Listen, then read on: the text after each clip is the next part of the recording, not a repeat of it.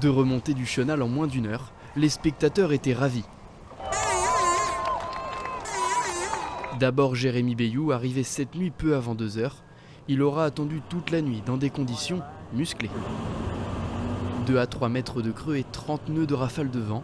Encore ce matin, la mer était bien agitée. 11h40, conditions météorologiques compliquées obligent. Paul Meillat arrive à son tour au Sable d'Olonne, mais il a dû passer par la porte tempête spécialement mise en place. À midi, début de leur remontée du chenal. D'abord, Jérémy Bayou. Puis 25 minutes plus tard, Paul Meillat emboîte le pas. C'est sympa, c'est le sprint. C'est un peu le symbole de la compétition de cette année.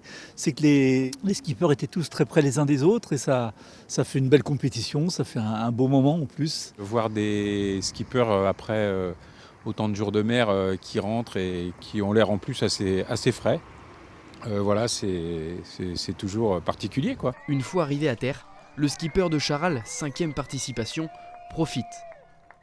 Mais cette 4e place a une saveur un peu particulière. Un peu de temps à accepter que ça serait qu'une 4e place. Et puis au bout du compte, je suis fier de cette 4e place. Donc voilà, c'est un peu tout ça qui ressurgissait hier soir au moment d'arriver. Après, l'arrivée a été l'image de tout le reste de la course, quoi. C'est que même l'arrivée n'était pas simple, quoi. Côté biotherme, Paul Meillat, malheureux en 2016, est largement satisfait de sa 5e place au terme de 74 jours et 22 heures de course.